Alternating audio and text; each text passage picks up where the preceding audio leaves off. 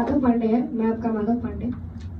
आज जो मैं प्रस्तुत करने जा रहा हूँ वो कविता वीर रस पर आधारित है।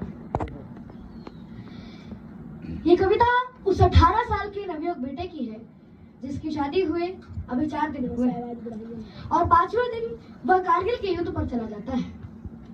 एक दिन उसने अपनी पत्नी, माँ और पिता को खत लिखता है। उस समय फोन की व्यवस्था नहीं थी। दुर्भाग्यवश उसका खत पहुंचने से पहले उसका शव तिरंगे में लपटाकर घर आ जाता है। बेटे का शव जब आई होगी सोने आंगन में, शायद दूध उतर आया हो बूढ़ी माँ के दामन में। वो पिता जो रात दिन एक ही स्वप्न देखता रहता था कि कब मेरा बेटा मेरी अर्थी को कंधा देगा। बूढ़े माँ बाप पर तो दुखों का पहाड़ टूट पड़ा। अब खत में घर आ गया है।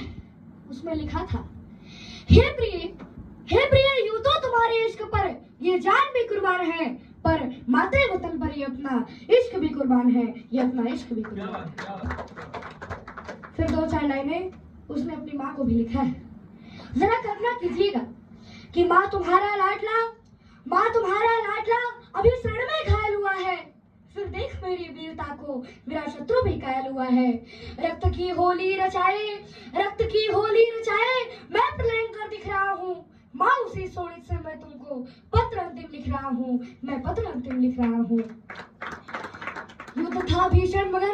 युद्ध था भीषण मगर मैं एक इंच भी पीछे न हटा हूँ। माँ तुम्हारी थी शपथ, आज मैं इंचों में कटा हूँ।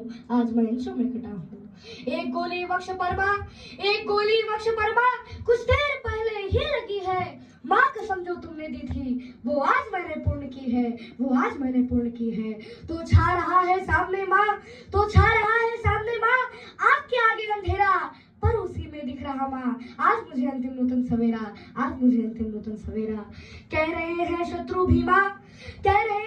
भीमा मैं किस तरह सैदा हुआ हूँ। लग रहा है कि कोई सिंगनी की कोख से पैदा हुआ हूँ। ऐसा न कभी समझो न माँ, मैं चीर निद्रा में जा रहा हूँ। माँ तुम्हारी कोख से मैं फिर से जन्म लेने आ रहा हूँ। फिर 2-4 लाइनें अपने पिता को भी लिखता है।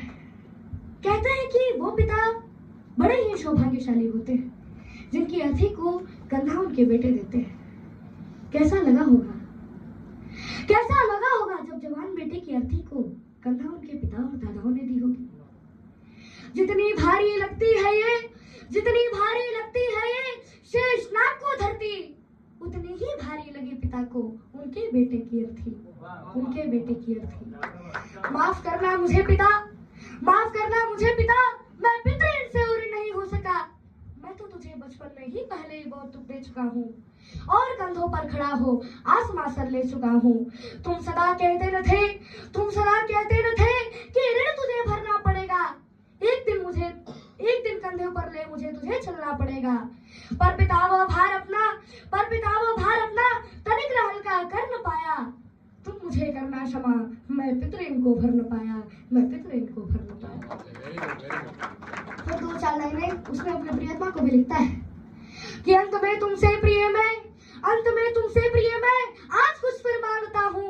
है देना कठिन मगर निष्ठुर हृदय हो मांगता हूँ कि तुम अमर सौभाग्य की विद्या सदा अपने माथे पर सजाना, हाथों में चूड़ियां पहनकर अपने पाँव में मेहंदी रचाना। तुम नहीं वैधव्य की प्रतिमूर्तियों की शादिका हो। तुम अमर बलिदान की पहली पुस्तक की पहली भूमिका हो। तुम अकेली हो अपने इस धैर्य को खोने मत देना।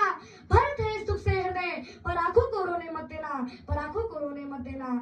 शब्द पद की यात्रा से तुम मेरी अर्धांगिनी हो। 7 जन्मों तक बजोगी तुम अमर बैराग्नि हो। इसीलिए अधिकार प्रिय मैं तुमसे ले रहा हूँ तेरे मान के सिंदूर प्रिय। मैं मातृभूमि को दे रहा हूँ। जय हिंद, जय विश्व भारती।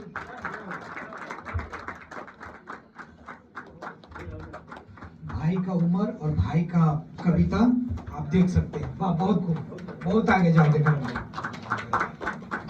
वीर रस